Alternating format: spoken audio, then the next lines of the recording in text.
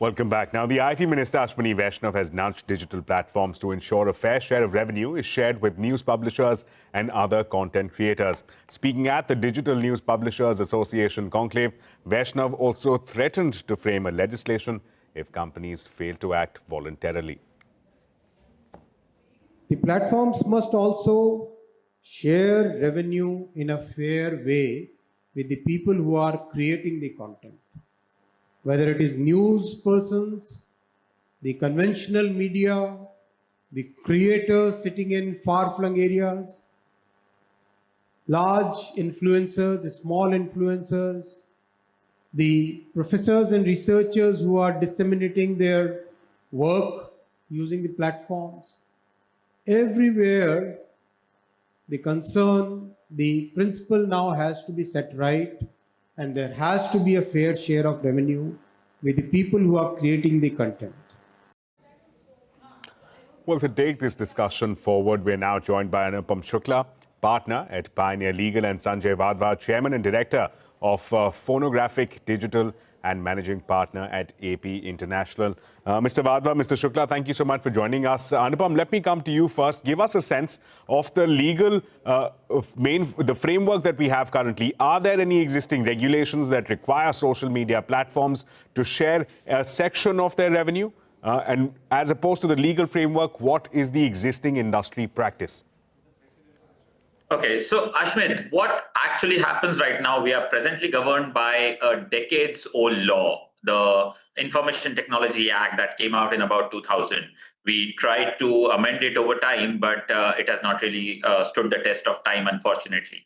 And that is precisely why we do not have a very robust set of provisions that will help us in this space.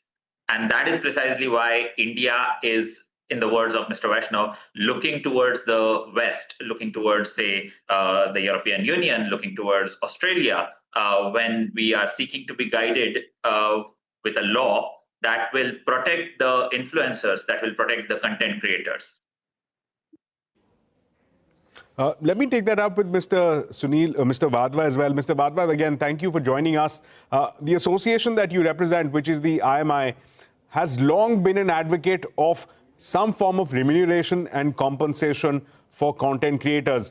You feel it's time now? You think there is a need for a legislation that is required on part of the government? So we've been getting a very, very small pittance of what the giants have been earning.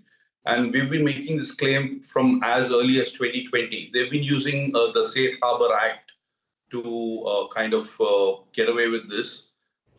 We as small individual companies, why should we actually be subsidizing their growth? Because if we get more money in, we'll eventually invest more into content. So that's how we look at it. I just want to follow up as to what is the existing structure. We're given to understand that platforms such as YouTube, such as X, do have some form of payment mechanism, but it is not consistent and it is not uniform across content creators. Is that what the demand is from the industry? No, every platform has a different percentage or a different method of paying out. Sometimes they take a flat fee and they say this is a flat fee we'll pay you, or some of them say a small percentage. But we need to have it uniform across entire platform based on their earnings, and a larger pie rather than a small pie. You, of course, amongst other things, also represent the IMI, the Indian music industry. What are some of your members saying with respect to remuneration and grievances that they've raised before you? So to buy content or to create content is quite an expensive proposition. We as record labels or content owners, we take the risk of putting in money into these large copyrights, and then subsequent to that, if we are not getting enough payment, we are not able to pay out again. So that it creates a choking of the supply system for us. Fair enough. Anupam, let me come to you. You mentioned some countries such as Australia, such as Canada, which have introduced a legal framework. But even the framework in those countries is geared more towards news media, news broadcasters, not so much about the broader content creator economy. Is that what is needed? And if not, if it does come into play, are there any concerns with respect to what it does towards innovation, towards big tech? No, Ashmit, you hit the nail on the head. How India differs compared to the other countries is India has a huge diversity of content creators. With a billion plus population, we have content creators, and that's something we saw when TikTok and Instagram first took off in the country. With the internet penetration in the country, the rates going sky high. And we had people in remote villages creating content and getting followers in millions. The West has generally looked at larger media houses who have a balance in bargaining with the big tech companies. But what India is trying to do for the first time, if I can think of accurately, is give the voice to a small content creator. They are allowing these people to commoditize the data that they generate. It rather than just being a user-generated data, it's actually a marketable commodity for them now. Present law allows every big tech company to identify and govern these relationships basis individual contracts. That's what YouTube does. But once this law, the one that India is looking at, comes into play, there will be standardized rules and there will be protections hard-coded in the law, which will allow a fair share to go to these content creators as well. There has also been, Anupam, a recent proposal by the Indian government that seeks to put the burden on AI companies to pay content creators for copyright-protected content. Is this a direction that the Indian government is giving to big tech, to AI, that, look, the content creator economy is something that the Indian government will value and look to compensate going forward? Absolutely, absolutely, Ashmit. See, India has always wanted to defend and allow Indians to monetize the content they create. I think it was 4 or 5 years ago when we started, checking up on non-private data regulation, and we believe that with a billion plus population, India creates a lot of non-private data that can actually be monetized and made use of by the company. This is a consequence of that, if I might say.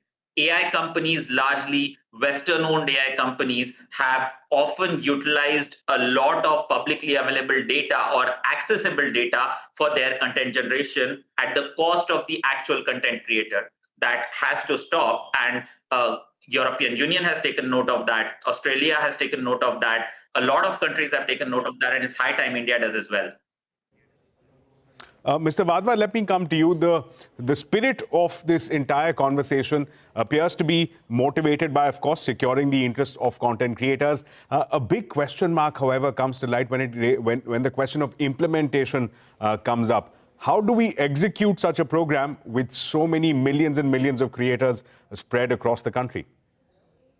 So I would say probably start with the larger companies. They have to share their own data and the usage of the content, and from there there are several bodies, like we have the IPRS, and they can all get involved and put the percentages across.